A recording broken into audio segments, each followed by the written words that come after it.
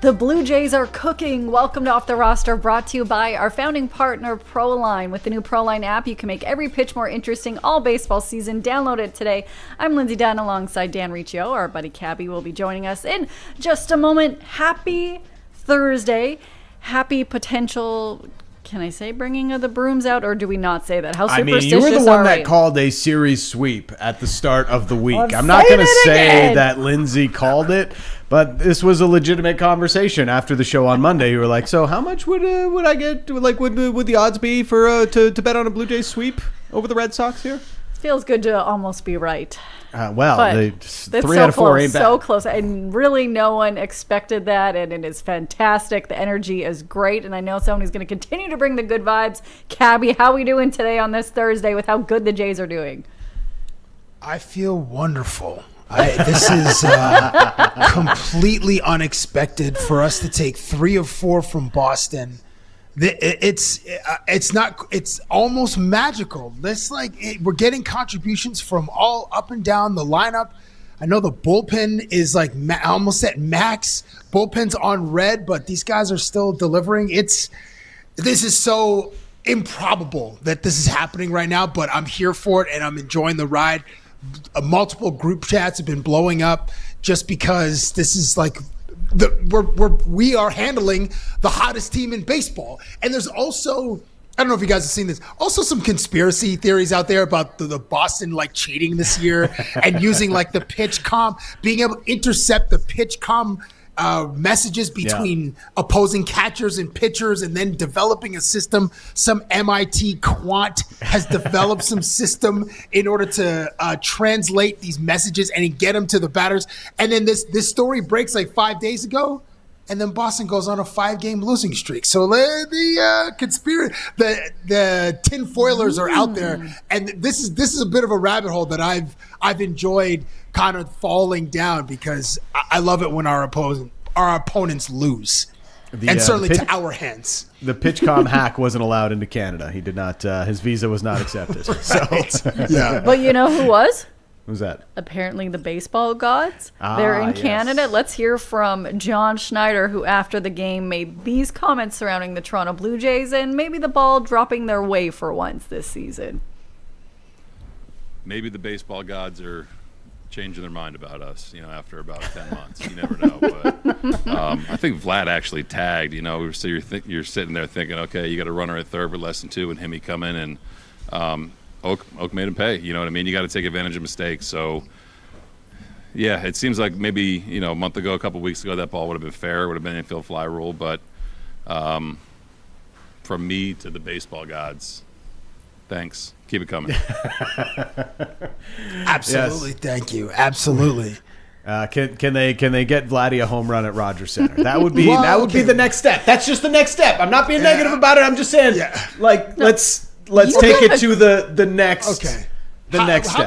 How about a double to one of the alleys? Where the right center field, it seems like that's where his slug has gone. It's just the right field, the right center. So let's get a double to one of the alleys. Maybe even to left center field. Get around on the ball, big fella. But to those who missed it, that moment that John Schneider's referencing, it's the top 8 games tied at 1. Kaz Akamoto just pops up to just into foul territory, and Wilson Contreras is fielding the ball or fielding it. He drops it. The very next pitch, Kaz Akamoto singles to left field or left center field, which scores Vladimir Guerrero Jr., who has unlocked the 24-25 when he had the Superman slide. It was, he's been doing it, his entire career. That every time he brings it out at least once a season. Yeah, it was like 4 or 5 feet, like the one singular. Maybe it was the first time he unlocked it. We're like, Vladdy got a lot of air on this Superman slide. He had a similar Superman slide yesterday in the 8th inning, 2-1, and then the Jays opened it up, scoring 5 runs in the 8th inning, which was the difference in this ball game. And salute to the Blue Jays winning 6-4. But that was the moment that John Schneider was talking. Wilson Contreras, baseball goes maybe just blowing on that ball a little bit, or having a glint of light in his eye at the last moment for him to drop a routine pop-up like 30 feet in the air. And listen, Toronto will take it. They need all those, every little bit of luck that it can get, the Blue Jays can get. It's nice seeing other teams have errors. Yes. That's all. Well, that's kind of a big thing about baseball. this. That's kind of a big thing about this, Lindsay, is they are playing cleaner baseball. I don't know if the baseball gods factor into the Blue Jays just playing better baseball. I think, maybe we can believe in a higher power that the Blue Jays have somehow come together and found a way to play cleaner baseball than they have at any other point this season. But I just, I choose to think that, not that I'm atheist or anything like that, but I just want to say they're playing better baseball, and that's yielding better results. They've made the Red Sox look like the Red Sox of 2 months ago when they swept the Bo Sox at Fenway Park in mid-June, while the Blue Jays, they're making plays, they're making outs, they're getting hard, on the base pass, they're doing the right things in all situations, finding ways to bring guys home. The bullpen is unbelievable. I mean, this bullpen, maybe outside of Matt Waldron last night, literally everybody is amazing right now. Brendan Little, the redemption story on Brendan Little has been fantastic. Fluharty has been unhittable for a while now. And then there's, of course, Louis Varland and Tyler Rogers who lock it down basically always. These are things that just weren't coming together for the Jays earlier in the season. They're going to need some other things to fall into place here if this is going to sustain itself, but they're back in the race. And that's all you could have asked for when they were 10 games out just at the beginning of last week. I mean, it's pretty crazy the way that they've turned things around the last 2 weeks. Can I just add a quick button to Boston? The timing of Toronto playing well and Boston having a litany of mistakes. This is from Yahoo Sports. The Red Sox have now been outscored 24-14 since Saturday, and the mistakes, whether it's forgetting how many outs there are on bases, Durbin making fielding errors, Monasterio missing balls at short, Contreras dropping pop-ups, Aroldis Chapman and Garrett Whitlock combining to turn wins into losses, Jake Bennett running out of gas, etc., are piling up. Now that's in the last 5 games. That's a phenomenal amount of bad luck and lack of focus and all these. But the timing has been perfect for Toronto, as you say, Dan, to get back into the race for that third wild card spot. And if you just indulge me real quick, just looking at the teams that Toronto has to jump over to claim that third wildcard spot just in the last few days. Texas has lost 2 of 3. Yes. In Anaheim, which is wonderful. I know. They play in Sacramento this weekend against the Athletics, so we'll see how that goes. Minnesota is 3-3 in its last 6 and plays against Philadelphia this weekend, so maybe that's a lost series for the Twins. Detroit has won 4 of 6. Detroit, I think, Dan, you mentioned a few days ago, this team has been under the radar, but absolutely peaking at the right time. They have the final game against Cleveland today, and then they host the White Sox this weekend. That will be tough. Cleveland has lost 8 of 11. Go on, Guardians. Thank you very much. The final game against Detroit today, and they host San Diego this weekend, and then Baltimore has lost 5 of 7, and they play in Tampa Bay this weekend. Here are the updated standings. So teams in Toronto's orbit, Cleveland and Baltimore are losing, and then have tough weekends against Tampa Bay for Baltimore. Cleveland's playing against San Diego. Who knows what kind of series they'll get? But Toronto is very much in the mix. I believe it's 1.5 games, or where we get two games out of that third wild card spot. So it's what a time right now. What a time. What a time, and somebody in our orbit that will continue to, carry this conversation, talking about the Blue Jays. We're going to talk about the NHL and what's happening, of course, is a friend of the show, David Alter. Of course, you all know for his amazing coverage of the hockey news. Welcome back to the show, Alter. Applause. Thank you. Thank you for having me on. We want hot Blue Jays takes from you, big fella. We do, and I know you believe again. I saw your tweet. You believe again. Well, it's really funny. I do an annual game with some friends I went to university with at the end of July. And so last year it was when they were starting that uptrend midway through the season. And then this time they weren't having that, but they won their first game in 3 or 4. So I did actually post, it turns around here, kind of half joking. And then, but I also kind of knew if something like this were to happen, I can call up the receipts. So here we are. So you can point to yourself as the difference maker. So thank you. You are the person. Okay, we appreciate that. It's just funny, but I also try to be an eternal optimist these days. So even though it was their first win in a while, I'm like, here's where it turns around. Everyone's like, yeah, okay, whatever. But I mean, now after the deadline, the pressure is off. So maybe that kind of helps things. And then now there's teams in between, but just being 2.5 back is, I think it's 2.5 or 2. 1.5 I missed now. this. 1.5. No, what? Oh, okay. All right. Yeah. I missed the little graphic you had with the games back there. So there you go. So yeah, they just have to keep winning, right? Like it's that's the fun thing about the new baseball playoff format is like more teams are in, so there's just a lot more to kind of follow late in the season. It's what they want, and everyone wants meaningful games down the stretch. At least the Jays are having that right now. Meaningful baseball in August is fantastic. I'm absolutely loving every moment. And I want, Dan, for you to share with Alter and everybody listening right now your take on Vladdy you put in the group chat, which is eternal optimistic moment. Maybe I am feeling a little bit more optimistic. So my take on Vladdy last night, did you guys notice after his first AB, he gets a ground ball single up the middle, and he like motions to the Blue Jays like, hey, get that ball. I want that ball. Yes. And everybody was like, what do you want the ball for? Are we missing a milestone for Vladdy or something? I was very confused. Yeah, and then we all just figured out, he's making fun of himself because he doesn't get any hits anymore. So he's like, get the ball because I finally got one in the hit column again. And I find it amazing that he is embracing, and maybe a little bit of self-deprecation is a sign of Vladdy turning a corner as the game goes on. He has that incredible slide at home plate. He is back to vibes, Vladdy.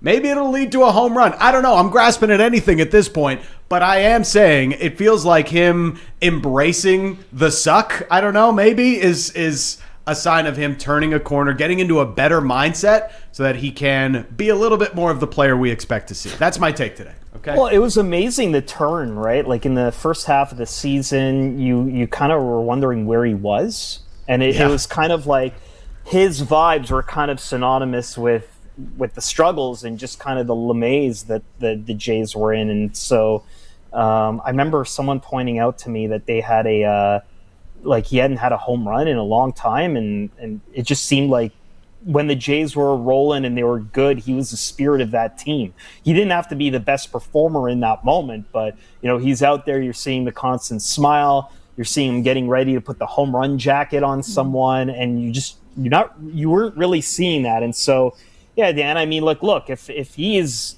embracing and getting into it, it only helps the Jays. Like, they paid him a ton of money.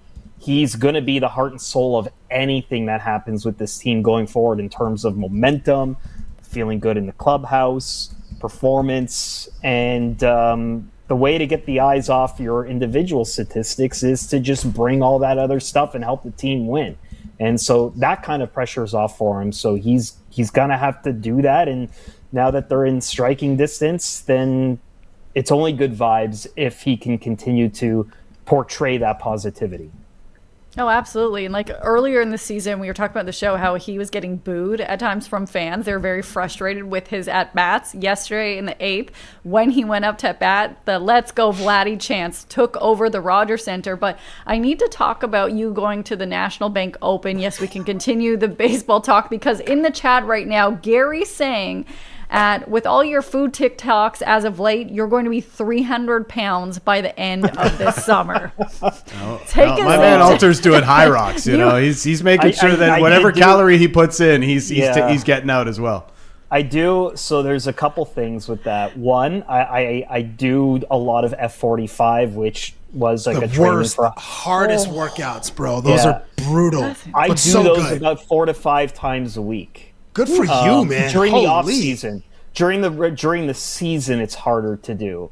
But even then, it isn't, because there's F45s all over North America, and so I'm able to go to those ones in other cities too, which allows you to stay on that same program. Which, shout out F45. But that's not the only thing. I also do a lot of fasting as well. So like, I just did a 5-course meal. I've shared 2 of those in the last 24 hours, or 3 of them.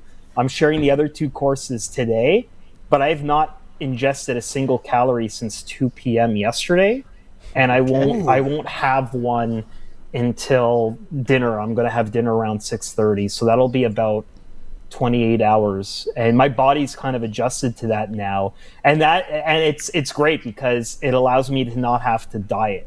Like, even if I'm not working out, Like I saw George St. Pierre a few years ago talk about how intermittent fasting helped him, and like I always struggled with weight even when I was working out. So I'm like, I'm going to try this, and I couldn't believe how well this worked. So it's been a part of my life in some form or fashion for like the last 3.5 years. So that's how I maintain that weight while eating whatever the heck I want.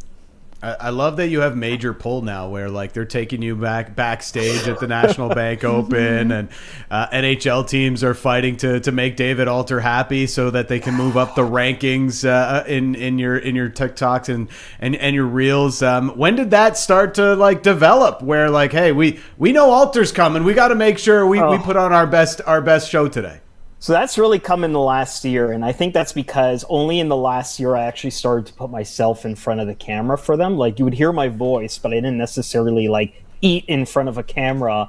I would just kind of narrate what the selection was and let people kind of decide. And it was like a lot shorter of a clip. But then I'm like, okay, how do I reinvent this for the past year? So I'm like, okay, I'm going to buy this like little Osmo Pocket 3 that I can travel with, which is really small. And kind of discreet to film myself. And I started putting myself on camera, and I'm like, look, I have these rankings, so let's just like move teams up and down with each visit.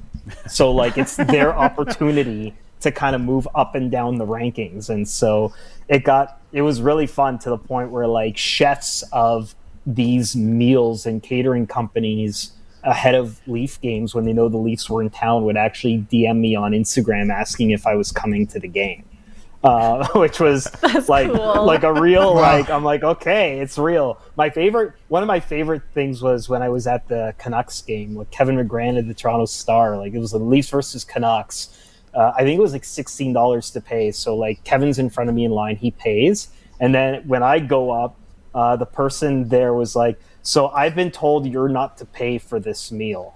So I was just like, okay, all right. I told now you can't take that as a bribe though, Alter. You know, like that's how does that affect the rankings here? I mean, sure, it's lighter on the wallet, but you know, like we're foodies here. We got to know what's the best food actually. Look, I do factor in price generally, and so like I do have to put that into some criteria, but that's when it applies to everybody. And if it's not applying to everybody, then sure. And with this tennis stuff, I just kind of asked if I can do it because I wanted to keep it going the off season, and they were very happy to do it. And it's progressed to the point where I'm getting into these things. I actually, one of the tennis reporters DM'd me before coming on here. He's like, that doesn't look like a media meal. Like, because it's so extravagant and what it was, to the point where I'm like, not yet. Like, I'm spurring change here. So that's kind of one of those things where it's just been a fun thing to do. And so, like, every year I'm trying to revamp it and figure out how can I make this better. And food is so ubiquitous. Everyone loves it. I think that's what allows people to kind of relate to it. Because in any line of work, no matter what they do, whether it's shift work or whatever, they're thinking about what they're going to eat, and it's the real break to kind of enjoy. So that's kind of where that kind of came from. And I'm trying to figure out how it's going to evolve from here. Listen, David, good morning, by the way. I was joking. Dan and I were joking, I think last week, that we are maybe 6 or 7 months away from a topless Vladimir Guerrero offseason pick where he's shredded, he drops 20, 30 pounds. So maybe this intermittent, maybe you need to get down back to the dome and just, I don't know, plant a seed in Vladdy's ear. But just one question. So you're going to fast for about 30 hours. Are you just keeping yourself busy all day? Like, how do you avoid, I mean, many of us just think about food all the time, and we snack all the time. Are you just out of your condo doing stuff all day? Like, how do you even go, I don't know, 10, 12 hours without eating, let alone a full 24 and plus without eating? So I'll say black coffee is my best friend during that period of time, because you can have anything that's 0 calories, right? So water, black coffee, all that stuff in that moment. But my body's so used to it now. Like when I first started doing it, I did 18 and 6, which was 18 hours, no calories, and you only eat for 6 hours. Because I wasn't much of a breakfast person to begin with. So I figured it'd be easy. And it was hard. It was hard to go to bed without snacking. That was the hardest part. Like after 7 p.m., I'd be like, how do I not have anything? And so, yeah, it's tough. It was really tough. So first day, no problem. Second and third day, I was like, oh, God. So it was tough. Some of the cheat things you can do is like the fizzy water, like just like, you know, like a Montelier or bubbly or something like that, because that has 0 calories, right? And it can mimic the feeling of fullness.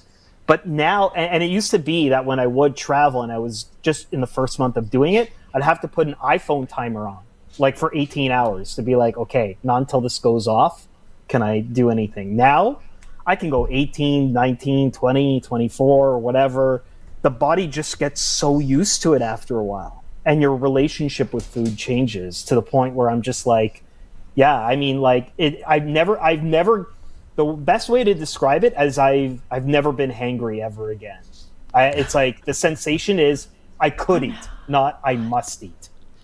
Like I'm that's hangry how right now. Yeah. Yeah. Yeah. This is remarkable, bro. Yeah, but it's great because it keeps me less distracted. I find I'm more focused, all that other stuff. Look, it's not for everybody, but for me, it was what I needed because I couldn't find a proper solution. Like I dropped weight, but I would put it right back on. This was the only time I ever like really dropped it, and it kept it off consistently because it was an easy rule for me to find that I knew a reward was coming down the road and I can eat whatever. So for me, that was the motivator. It's like, okay, well, I'm going to eat really well. I'm going to enjoy what I eat. And I'm not going to think about, oh, this is like fattening or whatever. I don't have to think about that stuff. And like, that's probably the joy I get the most out of all that. And David, one more workout question. This fasting includes one of these F45 classes. Yeah. And for those who have not attended one, it's a group fitness class. It's a high intensity interval training. There are multiple stations. It kicks your ass. It's a very tough workout. So you are mixing these in while you're fasting? Yeah, and I've been blessed to kind of been doing this like even long before I started the fasting journey. Like I was doing like even before F45 existed, I found a gym that specialized in HIIT and like I needed it. The first year I went on the road when I first started covering the Leafs in 11-12, I gained in my face, which I'd never before. Like to the point where I was like, oh, like I got to do something about that. And it was the first time I had an off season in media. So I signed up for this gym and like it changed everything there. But that's a different age group where you can work out past your intake, so to speak. Once you get to a later thing, you have to kind of do both. So, but yeah, like it's tough. And now I can work out while fasting because I'm not deficient. Like I had the nutrients in when I was eating. Like I got all that stuff. It stays there. And there is a thing now, it's called like fasted cardio. So I guess that's what I'm doing in that moment. A lot of times, if I'm doing it, I'll do like a noon class will be the very end of a fasting window. And then I'll be able to get the protein shake and all the food to break the fast there. Today will be a bit different just because I'm doing an extended long fast because of how much I had at 2:00 yesterday. Like it was a lot. It was 5 courses. I normally don't eat that much. So I'm like, okay. But I didn't struggle. Like because I had so much, I thought it might be harder today, and I feel fine. So yeah. Salute to you, man. Yes. The body changes. Bro. Like it does. Like you just like anything, it takes 30 days before you see the changes. But even when I started fasting, like after 3-4 days when I did it and I was weighing myself, the biggest change I saw when I did like this biometric test after 3 weeks was I saw that I dropped like 18 pounds, but I gained half a pound of lean muscle at the same time, which like the trainers that were measured, like, how the hell did you do that? I'm like, it has to be the fasting. It's the only thing I've done different than any other time I dropped weight. So yeah. Hey, shout out to peptides too. I'm just kidding. No, I don't do that. I'm not like hey, I nothing know wrong all with about peptides, that. big fella. I know all about that. But I've not tried it just because I'm so worried about like there's so much we don't know, and like this is a natural thing that you don't have to buy, and that's actually what sold me on fasting too. When GSP was talking about it, it's like there's nothing to buy. No one can sell you to do this, and that's what kind of made me think probably does work because there's no ulterior motive here. Well, I have an ulterior motive right now. I need you to come to the Rogers Center with me for a couple of baseball games because the media meal, I'm currently in a hot debate with a couple members of the media about what currently is the worst meal that is offered and the best meal. And I know I'm right. So I need you to come and validate this for me. So I'm inviting you to come with me. But I want to bring it back to the Jays for a second because in the chat, Uncle Juddy, great name, putting if the Jays win today, then I see Vladdy having a huge series against the Yankees and multiple home runs. What kind of energy, vibes, feelings, whatever you may have, are you having about this Yankees series? If, say, the Jays do sweep the Red Sox, even if they don't, they already took 3 out of 4. Yeah, I mean, look, I saw what was the record. It was like the Jays have like a great record outside of the Yankees and Rays. Like it was something like they're like 2-12 or something against those 2-12 teams. against the Rays and the Rangers. It actually is this year. Yeah, the Rays and the Rangers. And I remember going back to when I was talking about when I went to that game last year. It was against the Yankees. In mid-July. Like, I think they had 2 series there. And that's where I kind of thought, okay, like, if this is where it's kind of going to be for real and kind of go. And, you know, it's the Jays, if you want to manifest the good vibes with the Jays, they never go on a run in single years and then it fades completely, right? Like, even in 2015 when they had those good vibes, they were right back in the playoffs in 2016 and then won a wild card game. So... like there is that element to it where it doesn't seem to just fade when they've got something good going. And then even with their deadline stuff, like they kind of sold but they bought at the same time, so they can still keep competitive. So the series is going to be crucial for sure, but also they need to get the run differential in check. Like I think the big difference, not to be too pessimistic, but what I think a lot of people saw in those teams in between is that the run differential is not great. But that can change in a week. So this is huge if they can get the better of this. But they've got to find situations where they can be clutch against the good teams. Because like when you look at those records against those two, it's like, well, yeah, I mean, that's why you're here. And that's why it's a long slog up. But the Jays have constantly, the last couple of years, or even when they won the division in 2015, have shown that they're a good second half team. So maybe that's what they can rest their hat on. So we are, I know, you know, think of the Jays playoff race, right? But we are 6 weeks away from the National Hockey League season beginning. It's starting earlier this year, right? Before October, we will have our first regular season games. And it's been quiet around the Leafs for a while. A lot of focus on Gavin McKenna. I know you were there at the Rookie Showcase in Chicago, which we'll touch on. But you also recently wrote about Morgan Rielly, which was the big story at the start of the offseason, and it's kind of gone quiet on the Morgan Rielly trail. What's happening here with Rielly? It seemed earlier this summer felt like it's probably over, his Leafs career, and now we're getting so close to the season that it feels as if, I guess, we're running it back. Morgan Rielly, number 1 defenseman for the Toronto Maple Leafs yet again. I think when you look at it from a grand scheme of everything, it's not that Morgan Rielly and the Maple Leafs may be better suited for a parting of ways. It's more so that if the Leafs do it, what are they getting back in return in that spot? Can they get someone to take everything? And at the same time, there's just not a return of what they would fill in that spot that's just kind of out there right now. Like, we always talk about top defensemen, depth centers. Those are always the hardest to get in the NHL. You almost kind of have to draft them. Sometimes they come available via trade, but it's rare. Or if it is, you have to have a huge ransom of picks and everything, and you're able to kind of do something like what Minnesota did with Quinn Hughes. But outside of that, really, the Leafs are in a position where there's so much term. They still feel he can be a useful piece that they're not just going to give him away completely for nothing. And I think that the teams that have shown interest, it's more so like, well, I mean, look at the term here, look at all that stuff. I think the Leafs also see that that his cap hit, as the years go by and the salary cap goes up, it's less and less that it should be more attractive to some other suitors down the road. So they're in a situation where they're punting. It could pick up before training camp opens for sure, because teams are going to start mobilizing once they realize, oh, it's September, we're missing something, or an injury happens, we need someone who can fill that body, and then the Leafs can yield a better return that way. And so I'm not surprised it's gone cold in mid-August, because this is usually what happens, is there's a lot of activity before or at the very start, and then the chatter dies down, and then camp opens up and teams start suffering injuries and realize that they need to figure out replacements.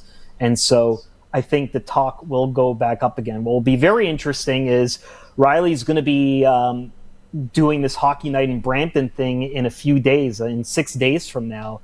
And so that'll be his first public appearance since all of this. And it'll be really interesting to see just kind of how he's dealing with all this, because he's usually kind of taken all these things in stride. But now with what we know that he's been more open to it than before, I'm curious to kind of see how he conducts himself and approaches this in a situation where it's kind of new territory for him.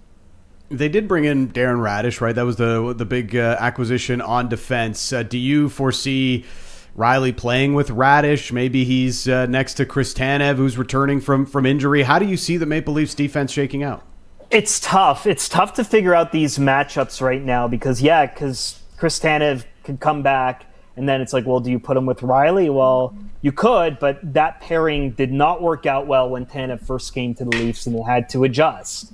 Now, it could be a different deployment with a different head coach, so maybe there's a different feeling there. And then with Riley Radish, there is some debate. Does that make sense when, Radish is good defensively, of course, but he's going to be counted on for the shot to play up high, the stuff that Morgan Riley, to go further up for offense too. And that's kind of stuff that Riley did. So is that the best mix? Because is Riley going to be the support man for Radish, or is it vice versa? But then if you're doing Radish as a support guy for Riley, you're not utilizing the booming shot. So it's a bit tricky there in terms of deployment. So that's the $1 million question here, because if Riley does stick around, you have Radish there, but do you deploy him as a 1-2, or is he more of a 3-4? Because McCabe and Tanev seemed to work really well when both were very healthy, because McCabe with everybody else did not. It'll be interesting. I think Jim Hiller will do his best to kind of treat everything as a clean slate and kind of just look at things. Camp is shorter, so they're not going to have a lot of time, and they have 2 split squad games, so they don't have a lot of games to deploy vets. So I don't know where that's going to go. I think you kind of have an idea there.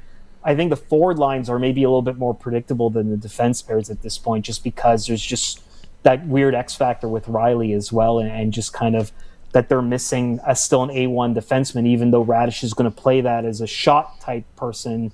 The partner for him is still a bit unclear. It is interesting that Morgan Riley will be available to whatever media collects there, maybe at that hockey day in Brampton.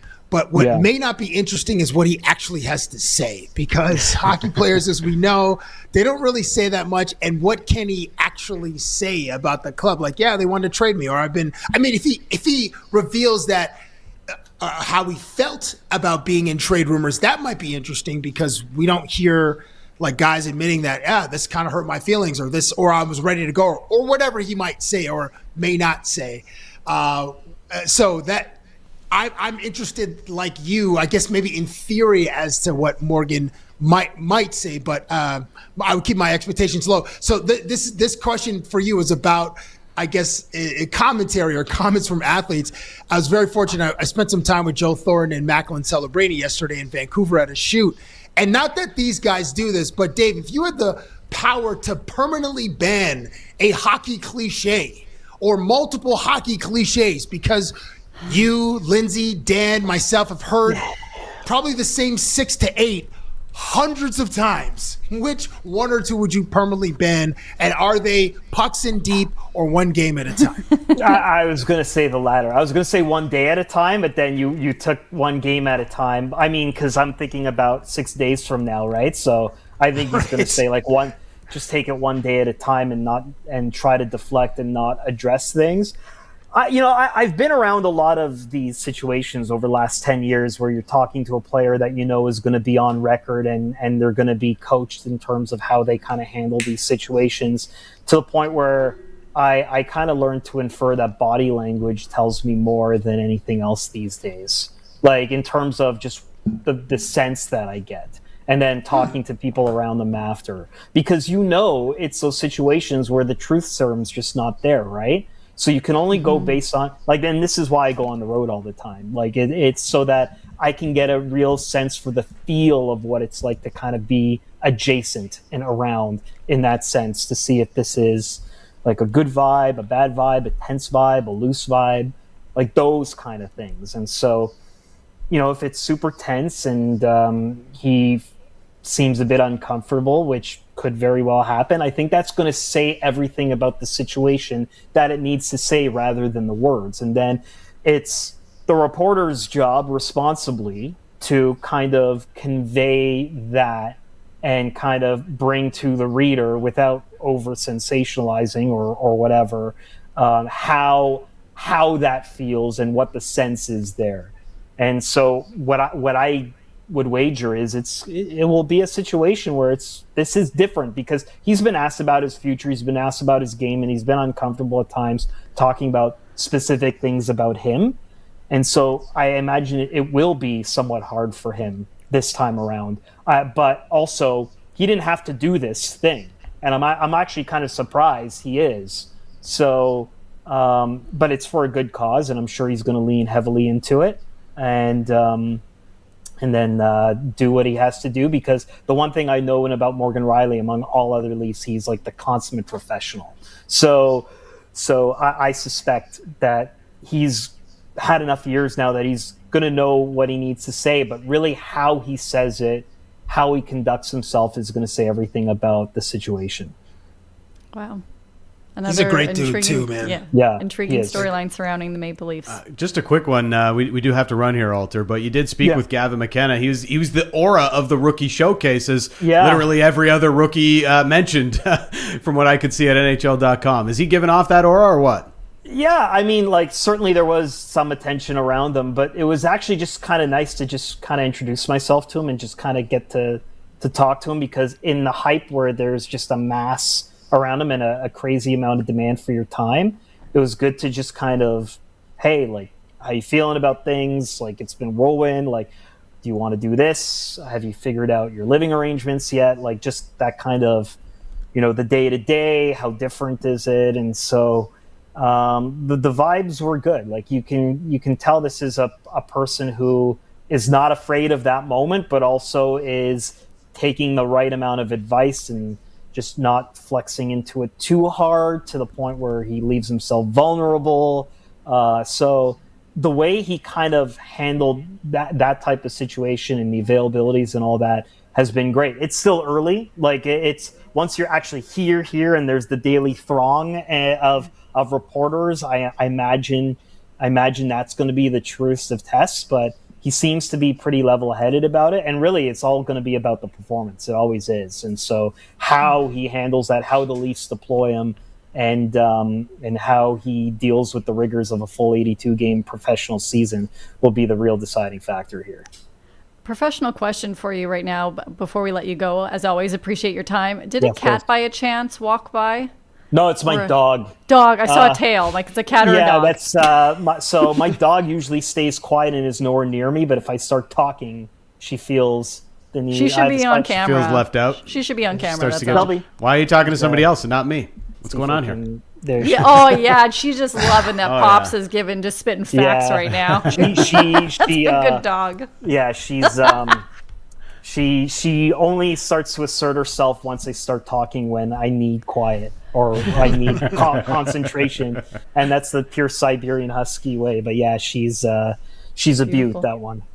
Absolutely good dog behavior happening there. Thank you so much for joining us today, Alter. Go enjoy the rest of the National Bank Open meals, whatever they may be. You Good got luck me with your curious fasting, about the bro. Jays one. It's been a long time. You have, please. Yeah. Monday, Tuesday of the next series, I need you there because it has been a hot debate within the press box, and you're the only person that can solve it. Has it been bad? Well, one is disgusting. In my mind. How do you screw up Taco Tuesday? That's what I was don't going to understand. not tell him what it was. It's Taco Tuesday. To me, the meat, it's like soupy, greasy stuff. And one person's like, this is great. And the one that I say is amazing is the lasagna. And they're like, this is disgusting. I hate it. I'm like, you're eating soupy, greasy meat. You don't know what it is. And you're hating on the lasagna? We're going to discuss this.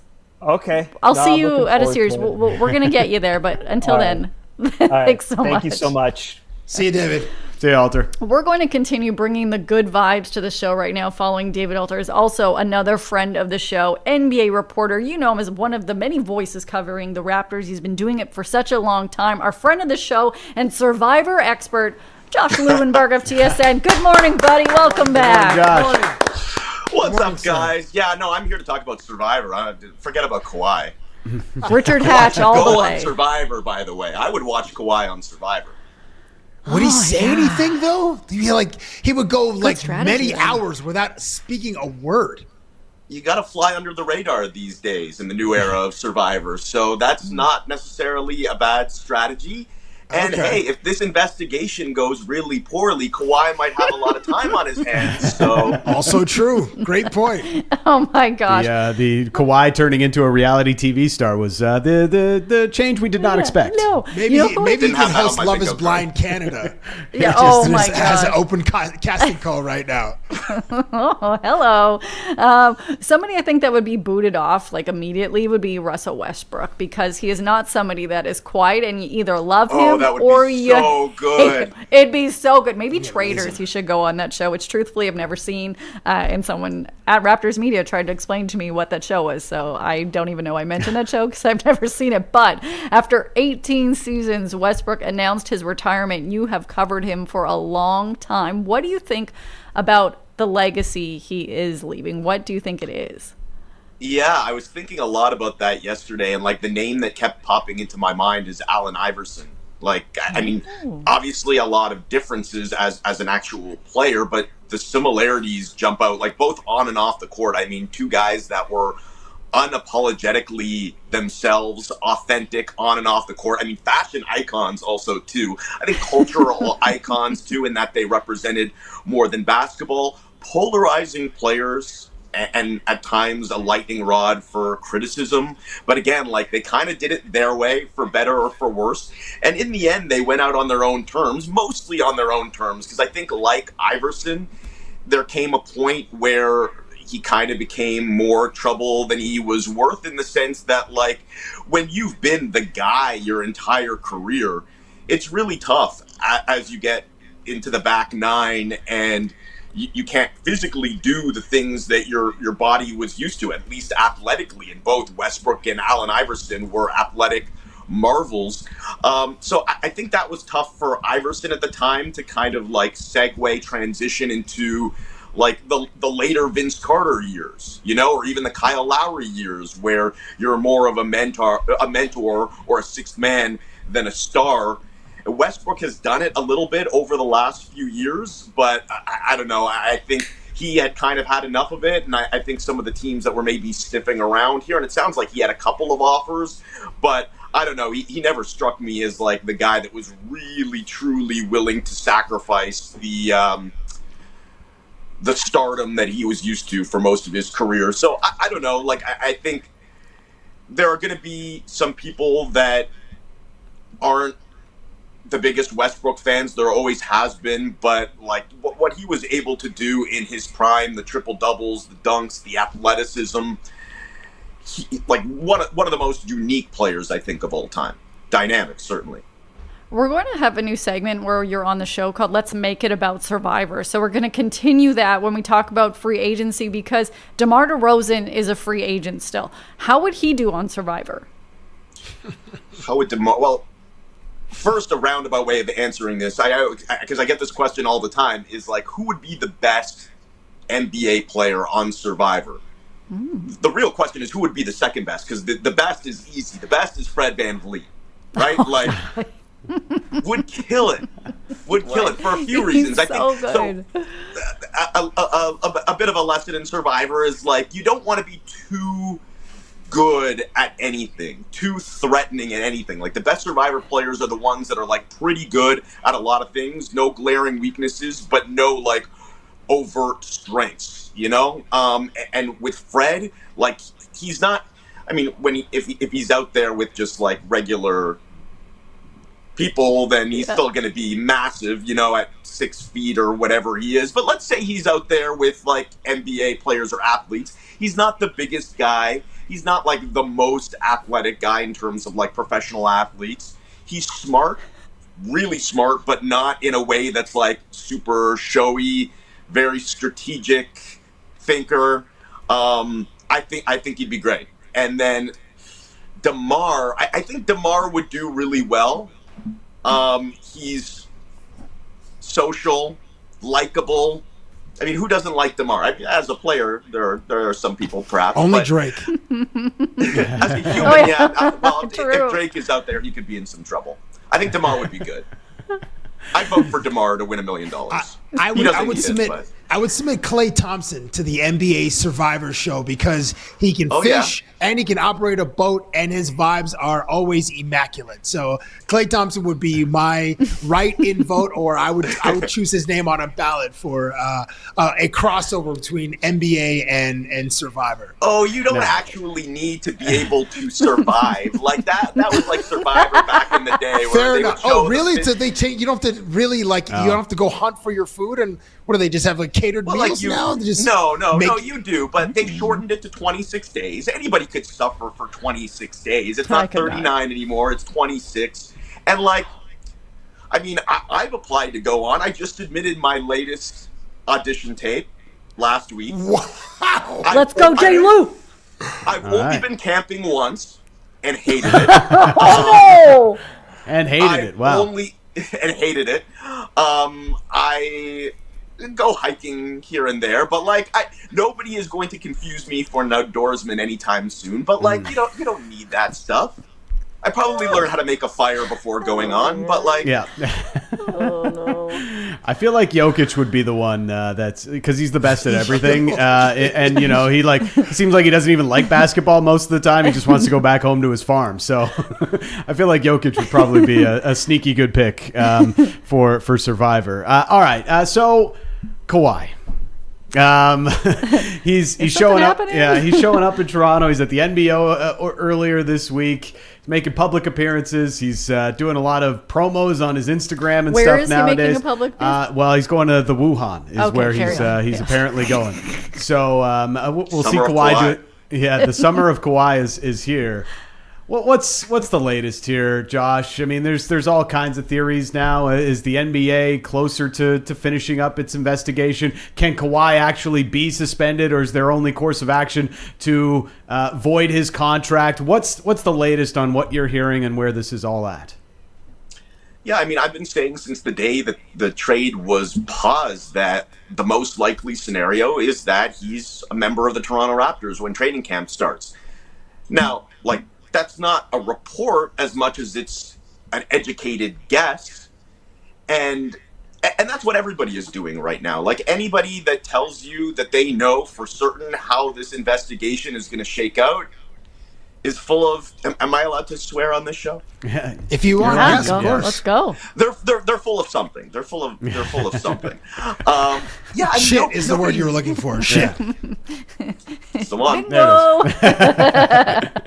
I'm not allowed to swear on Survivor, I don't think so, or on national Canadian television either. No. So I have 2 small children, so I'm pretty good at censoring myself. We'll beep you out. Don't worry. No, I mean, look, like I think a lot of people are surprised by how long this has taken.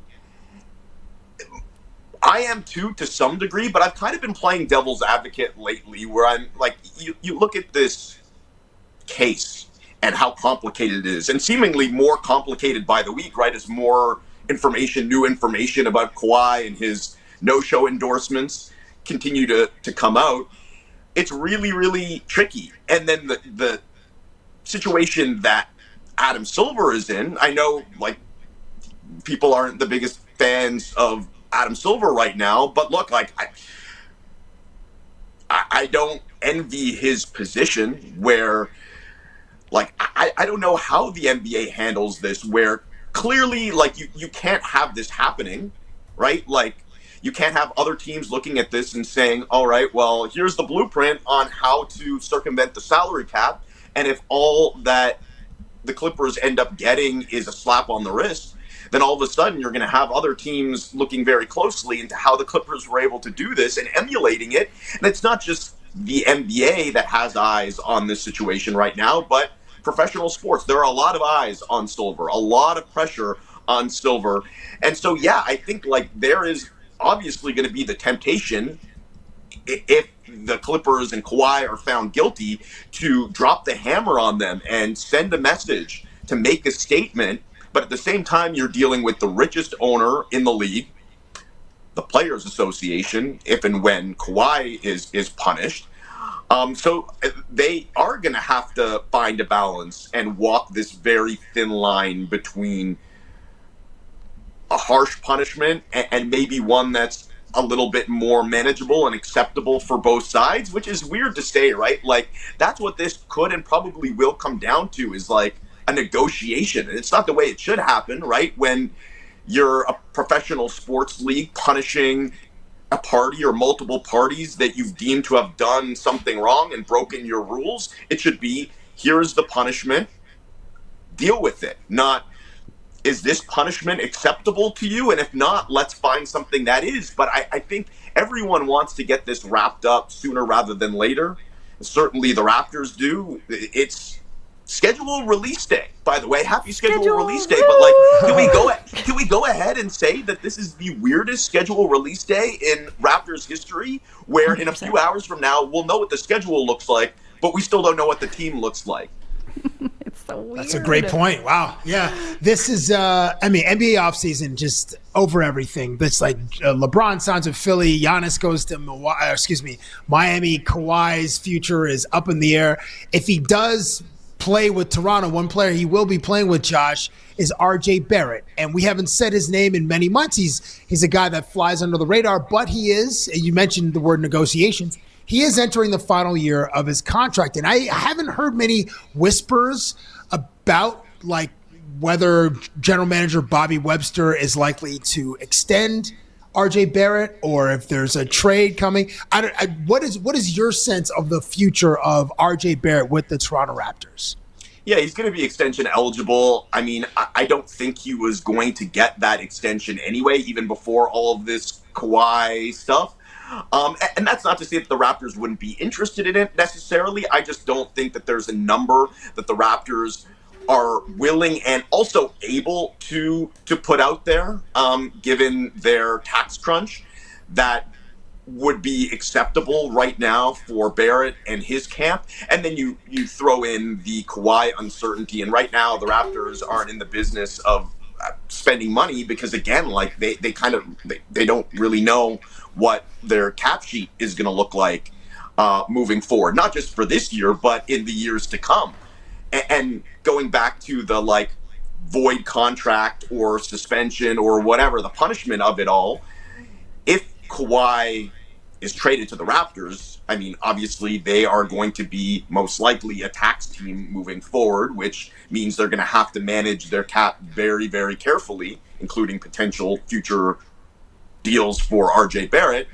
In the event that the worst case scenario happens, Kawhi is found guilty, his contract is voided, he becomes a free agent, signs with the Raptors, and maybe that's good news for the Raptors and for Raptors fans if he signs for the minimum or the taxpayer mid-level exception or whatever it is. But the hiccup there is that he would not be the Raptors wouldn't have his bird rights. They couldn't give him that extension, that rich 2-year extension that has been reported. Mm-hmm. So all of a sudden, like, that complicates things as well. So all that is to say is, like, they can't really commit money to Barrett right now anyway. I actually think that and I had said this back a month ago, RJ is one of the big winners of this trade, whether Kawhi ends up suspended for whatever amount of games, or even if he's just load managed, because we know like Kawhi's not playing 82 games next season. There's going to be quite a few games, I would imagine, spread out throughout the season where if he's not hurt, he's resting. And all of a sudden, you're going to need an offensive fulcrum without Brandon Ingram around and without Kawhi in the lineup. And that's where I think RJ could really shine. He has shown over the last few years that he's willing and able to basically play whatever role you need him to play. He showed last year that he's willing to sacrifice, take a step back, and maybe be the third or fourth option on the floor to where you don't have to call plays for him, but he's going to find a way with his cutting, off-ball movement, getting to the rim, getting to the free throw line, scoring in transition. He's going to find a way to make an impact. But on those nights, and we saw it late in the season when Ingram was either playing hurt or out, where he can be the number one guy or the number two guy. So I think they're going to need that if Kawhi, assuming Kawhi is a member of the Raptors, which, to be clear, we all assume that he will be. Yes. And we certainly hope that he will be with the Raptors. I'll leave you with this one, Josh. We've mentioned Russell Westbrook, we've mentioned Allen Iverson, and we've mentioned Kawhi Leonard. 3 distinct personalities, 3 Hall of Famers. In your I suppose Russell and Allen have been more known for spicy exchanges with reporters. Maybe not Iverson as much, but Russell Westbrook for sure. What's the most memorable exchange that you've had with an athlete? Just asking a standard post-game question. Like, it's got to be Kyle, right? Yeah. Remind me of the Kyle one. What was that one again? No, I don't know that it's me specifically. Just like our interactions in general with Kyle Lowry. I mean, depending on the day, depending on the moment, and whether or not he's willing to play ball with you. I mean, the great thing, actually, you don't appreciate this as much in the moment when the question is thrown back at you. But one of the things, especially now in hindsight, that I don't have to cover him every day, that you really appreciate about Kyle is I heard you talking about cliches with David Alter. There was never a cliche from Lowry. He was never on autopilot in those interviews. He is listening intently to the question, to every question you ask.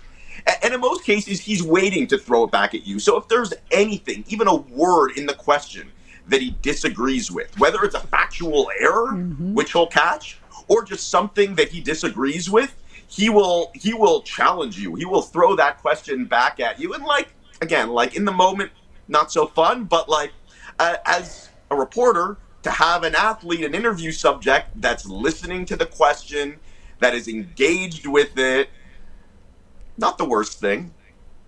He was a fun guy to cover. I miss him dearly. I had this one interview with Kyle where he hit me with, at the end of the day, 7 or 8 times. And I was like, bro, you're going to hit me with another at the end of the day? And he's like, yeah, because at the end of the day, I was like, come on, man. And we're all guilty of the cliches. Okay, I'll give you an off the record Kyle story. I think this is mostly kosher. Go on. So this was the Kawhi year. This was 2018-19. They had just traded his best friend. He was not happy with the Raptors or with us or with anybody, basically. And DeMar was getting ready to make his return, so I was writing something about DeMar. I wanted to talk to Kyle about his buddy.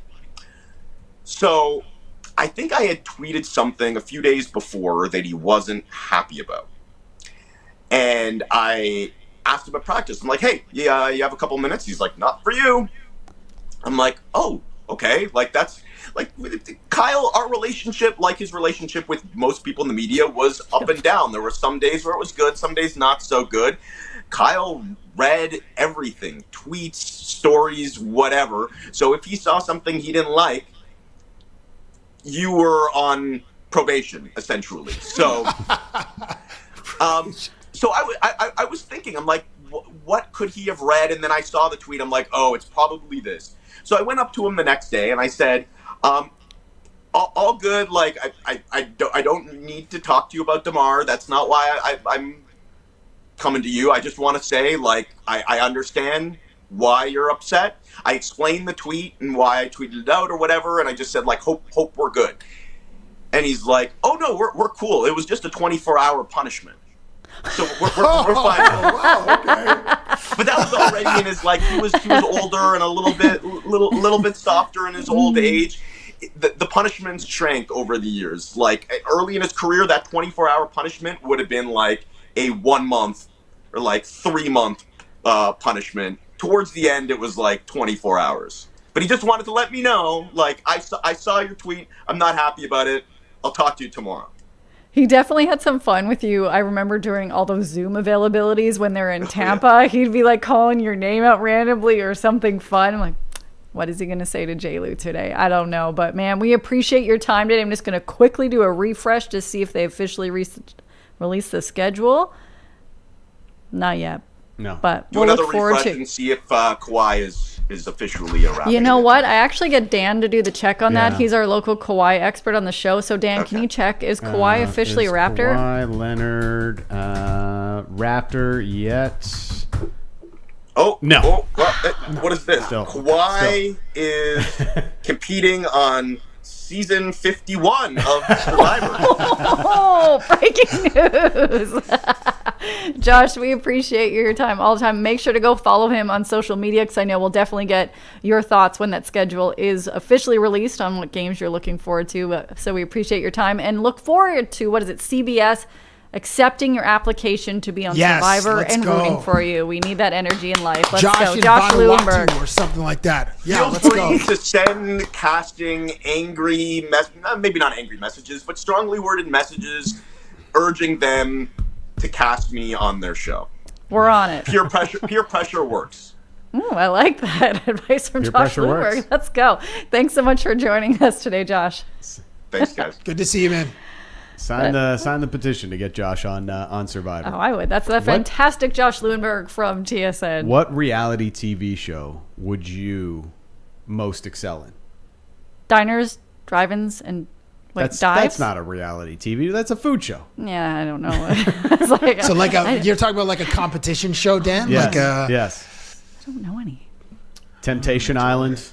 Aren't Love they a bunch Island. Aren't they skanky? I guess they're all love shows, isn't it? A blind date. Are you? Well, there's would you like be bagel good on that shows. one? Love There's is like- blind. there's- Love No. is. What was that old one, like Minute to Win It or something, where you had a minute to do the challenge? Do you guys know what I'm talking about? Have you ever seen those? No.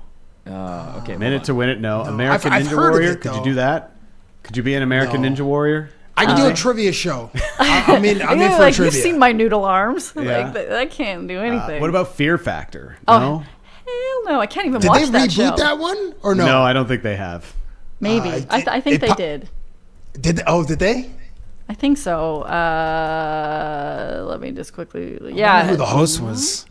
Because Joe Rogan had that for 10 years or something like that. He did Fear. You could see his hairline receding every year, and then finally he just made a decision and came home because it was looking pretty grisly. They These did were like the reboot Minute it. to Fear Win It Factor. challenges. Fear Factor House of Fear, which is hosted by Johnny Knoxville.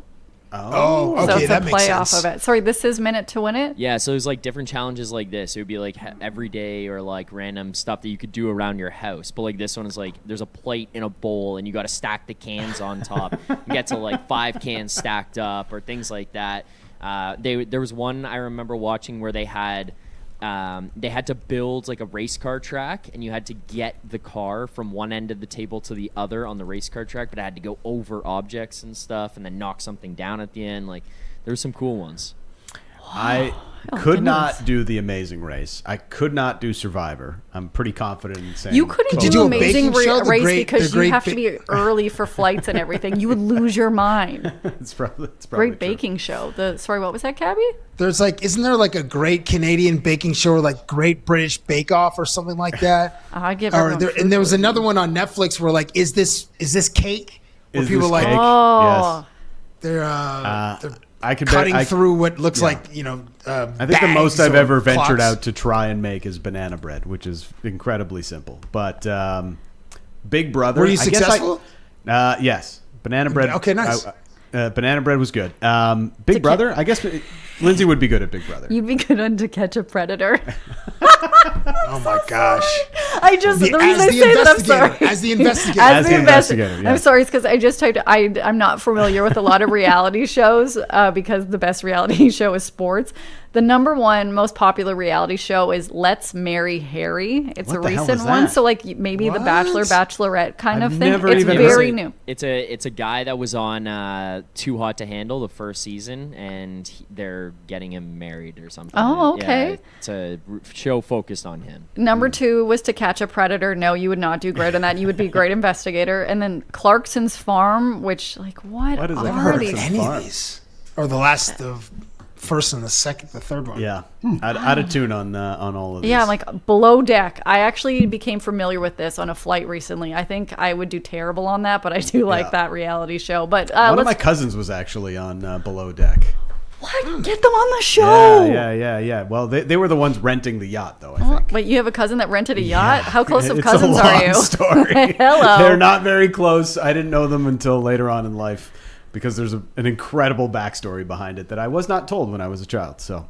Or like House Hunters. You guys ever watch those? House Hunters International, and they go and try to find a house. Yeah, love it or list it. Love it or list I it. would fail because it's like when I see a car, I'm like, I just want that car. Great. It's shiny. It's sparkly. I don't care that there's rust underneath. Great. A house. Oh, that's a house I like. I don't care about the inspection. Let's go. And I'd get kicked off Survivor and everything immediately because I'm a bad liar and I obviously will not do well in the wilderness. So to answer your question, none of the above. I'm sorry. But real quick, a reality show and something I would love for all of us to do is the 999 challenge at the baseball game. But because of course, if you've spent any time on social media, you've heard of this challenge. 9 innings, 9 hot dogs, 9 beers. Now, we're not saying you have to compete in it, but we're saying you can look really damn good while you try it because the Nation Network and Levelware, they've launched the new Perfect 9 collection. A limited edition lineup inspired by one of baseball's most legendary game day traditions. Whether you're heading to the ballpark, catching a game on the patio, or just want everyone to know how serious of a student of baseball culture you are, the Perfect 9 collection has you covered. Go check it out at nationgear.ca and make sure to hook up Dan with some because he would really like some. It's fantastic. Guys, yes. It is technically WTF Friday. We are not on air tomorrow, so WTF Thursday. We got some gems there. What do you got for us today, Dan? Okay. This one is more because it's the best dog name I've ever seen in my entire life. And also watching dogs race is kind of fun too. But here is Zinedine Zadog. Oh, very good. And he is absolutely incredibly fast. I thought they Zinedine banned Zadog. these greyhound races. I thought is this in Europe or something? This is somewhere where it's not Or banned. Florida? Zinedine Zadog is incredibly quick. Is Zinedine the number 4 dog, or is he coming around the bend to overtake number 4? He is the leader of the race and the winner. Zinedine Zadog. I just fascinated by the name. Fantastic. That dog's got fucking speed got to burn. wheels. I mean, Yeah. got a motor Cabby, on him. how do you think you do on Deal or No Deal?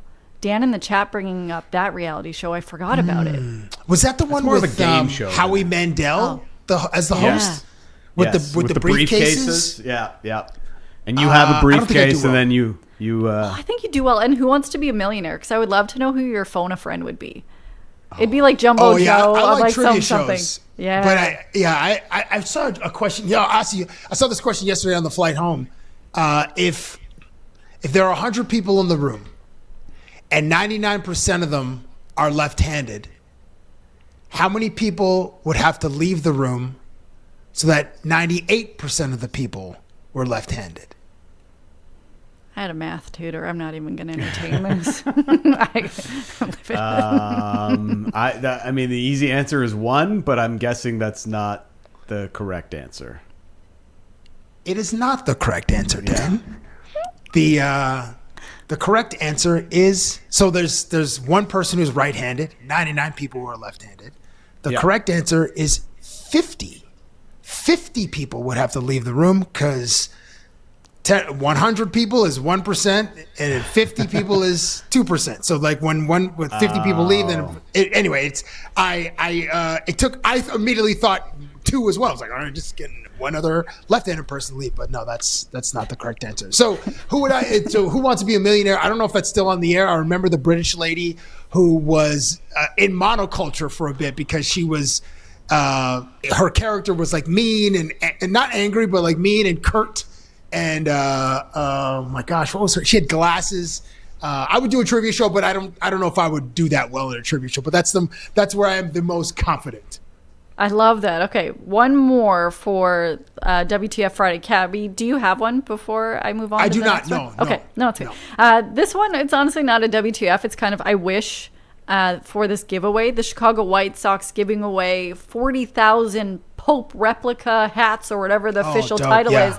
So during this, they had everyone do the Peace Be With You. If you're not Catholic, you've never been to church ever, it is something that happens during Mass where you go and look at the people around you and you shake hands saying, Peace Be With You. So everybody wearing these Pope hats are saying, Peace Be With You, including rival fans. Like, it was just such a weird sight. And this is the moment when people wake up at church and they're like, oh yeah, like when we shake hands, this is the best part. Yes. Yeah, and it's That's like kind of dope.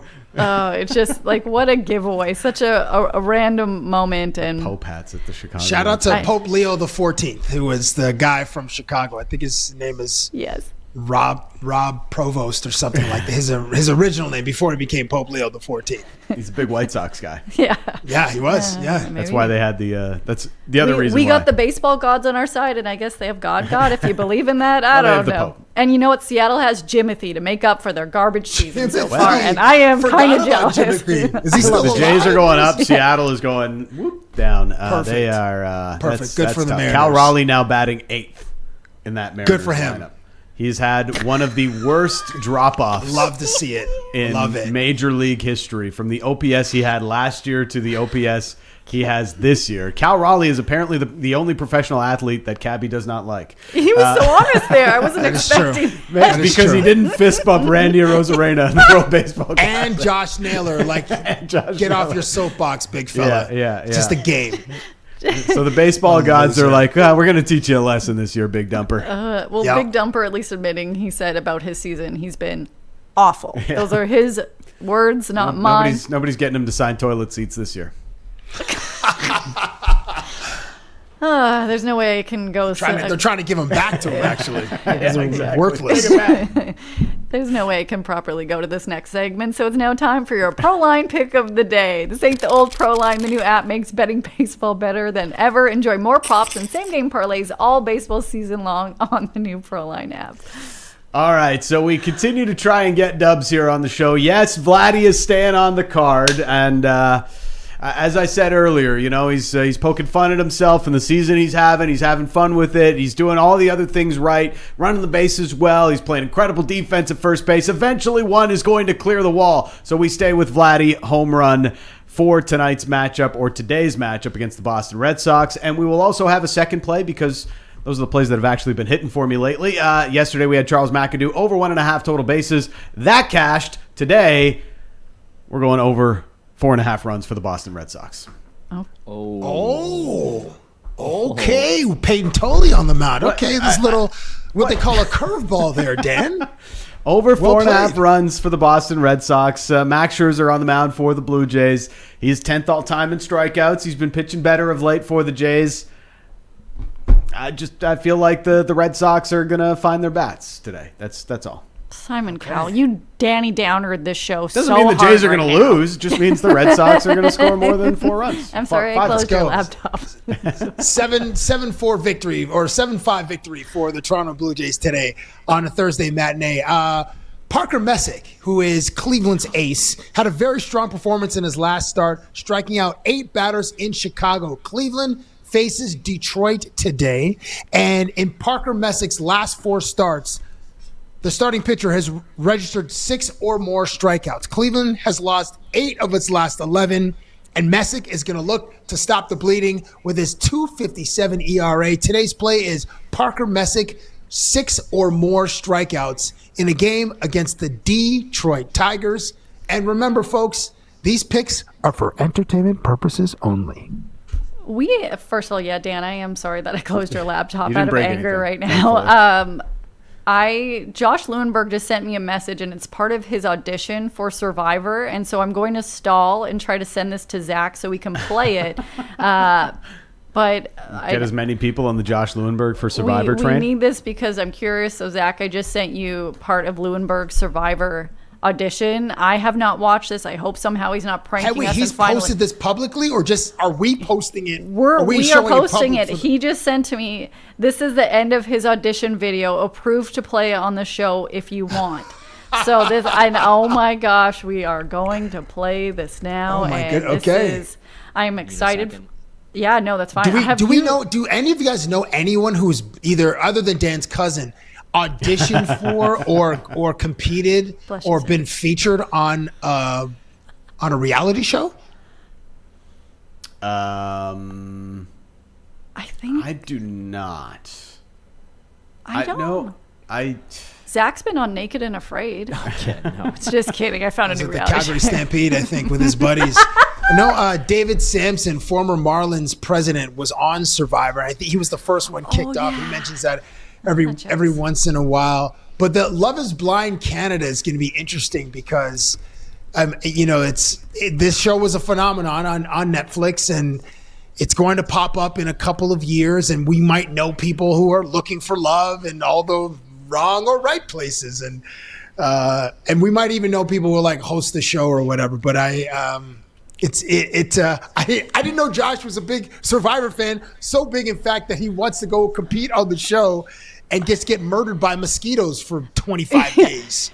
He talks about it at every, I think, like Raptors practice and availability in game. And I always tell him, like, the only Survivor character I know, I guess, or person is Richard Hatch, because I watched season 1, and I used to think that the host, what is it, Jeff Probst?